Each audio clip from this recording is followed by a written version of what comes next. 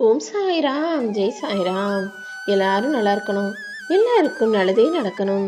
அன்பு குழந்தையே, இப்போது இந்த இரவு பொழுதில் உன் கஷ்டங்களையெல்லாம் மறந்து நீ நிம்மதியாக தூங்கு.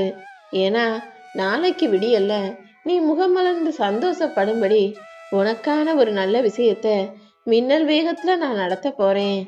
அதுவும் நீ எதிர்பார்த்ததை விட நல்ல மாற்றங்கள் நல்லபடியாக உன் வாழ்க்கையில வரப்போகுது. நாளையே நீ எதிர்பார்த்த ஒன்று, நீ உனக்காக ஆசைப்பட்ட ஒன்று நிச்சயமாக உன்னை தேடி வரும். இந்த உலகத்துல உன்னை சுத்தி இருக்கக்கூடிய மனிதர்களில் சில போலியான உறவுகள் கொஞ்சம் அன்பா பாசமா உன்கிட்ட பேசுறது போல பேசி நீ கண்ணீர் வடிக்கக்கூடிய அளவுக்கு நீ அறியாமலேயே சில கஷ்டங்களை உனக்கு கொடுத்துட்றாங்க. எப்பவுமே எல்லாரையுமே நல்லவங்க உண்மையானவங்கன்னு நம்புறதுக்கு பதிலா உன் மனசாட்சிக்கு நீ உண்மையாக இருந்துகிட்டு உன் வாழ்க்கையை பத்தி யாருக்கிட்டையும் சொல்லாம உனக்கானதை நீயே செய்து கொள்ள தயாராக இருந்துவிடு தங்கமே. உன்னுடைய கனவுகள்ங்கிறது உன்னுடைய பயத்தை விட மிக பெருசாக இருக்கட்டும். எதை பார்த்தும் பயப்படாத. எல்லாவற்றையும் உன்னால் அடைய முடியும், எல்லாத்தையும் உன்னால் பெற முடியும்னு நம்பிக்கையாக இரு. உன்னை உதாசீனம் செய்யப்படும் இடங்களில் உன் நிழல் கூட நிற்கக்கூடாது. யார் உன்னை மதிக்கிறாங்களோ அவங்க கிட்ட நீ நல்லா பேசு, அவங்களுக்கு மரியாதை கொடு, பணிவோடு நடந்துக்கோ. ஆனா உன்னை மதிக்காமல் அலட்சியம் செய்கிற மனிதர்களை நீயும் அலட்சியம் செஞ்சுட்டு தாண்டி போய்கிட்டே இருக்கலாமேன்னு தங்கமே.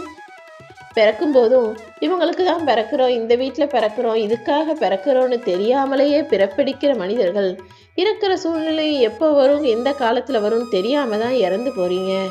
ஆனால் நடுவில் வாழக்கூடிய இந்த காலகட்டத்திலாவது நம்ம என்ன செய்யணும், நம்மளுடைய வாழ்க்கை எதை நோக்கி பயணமாகுது, நம்ம எதுக்காக பிறந்திருக்கோன்னு எல்லாத்தையும் புரிஞ்சுக்கிட்டு வாழ்க்கையை ஜெயிப்பது தானே சரியாக இருக்கும். உன்னை காயப்படுத்துறதுக்கான வாய்ப்புகளை அடுத்தவங்களுக்கு கொடுத்துட்டு நீ அப்புறமா அவங்க என்னை பார்த்து இப்படி சொல்லிட்டாங்கன்னு கவலைப்படுறதுல எந்த நியாயமும் இல்லை. அடுத்தவங்க 1000 சொல்லுவாங்க, அதையெல்லாம் நீயே மனசுல சுமந்து யோசிச்சு வருத்தப்படணும்? யார் என்ன சொன்னாலும் கண்டுகொள்ளாமல் கடந்து போய்கிட்டே இரு. ஏன்னா உன் மதிப்பை முடிவு செய்ய வேண்டியது நீதானே தவிர உன்னை சுத்தி இருக்கிறவங்க கிடையாது. அடுத்தவங்க வார்த்தைகளை எல்லாம் மனதுக்குள் தூக்கி சுமக்க ஆரம்பிச்சினா உன்னால பாரத்தை தாங்க முடியாது.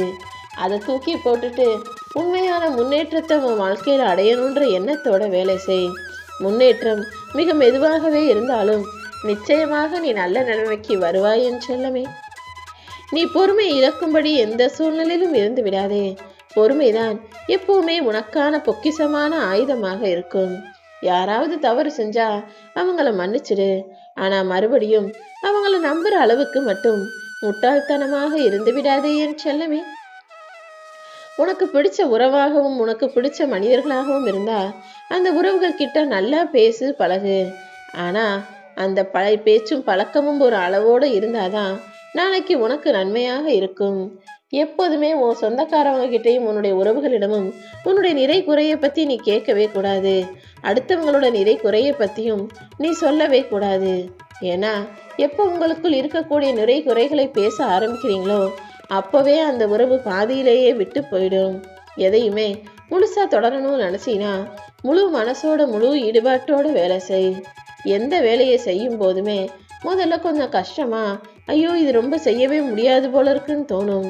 ஆனா தொடர்ந்து செய்ய ஆரம்பிச்சினா நீ நினைச்சதை விட வெற்றிகரமாக அது முடிஞ்சிடும். உன்கிட்ட எப்படி ஒருத்தவங்க நடந்துக்கணுன்றத நீ தான் முடிவெடுக்கணுமே தவிர அடுத்தவங்க கிடையாது.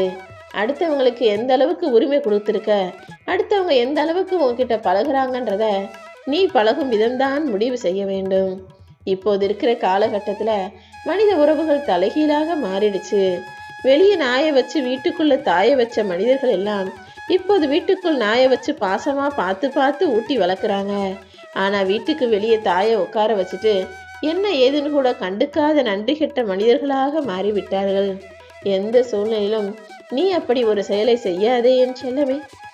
நீ செய்யக்கூடிய செயல்களை மற்றவங்க எப்படி பார்க்குறாங்கன்னு யோசிக்காம உனக்கு என்ன தோணுதுன்னு யோசி.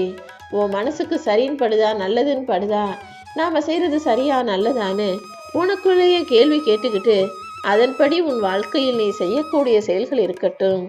உனக்கு இந்த உலகில் மிகப்பெரிய விலை மதிப்பற்ற செல்வமாக அறிவையும் பொறுமையையும் திறமையையும் கொடுத்துருக்கேன். அதை கொண்டு நீ வாழ்க்கையில ஜெயிக்க முடியும். எப்பவுமே பேசிட்டு அப்புறமா யோசிச்சு வருத்தப்படுறத விட பேசும்போதே யோசிச்சுட்டு பேசினா எந்த அனாவசியமான பிரச்சனையும் உன் வாழ்க்கையில வரவே வராது.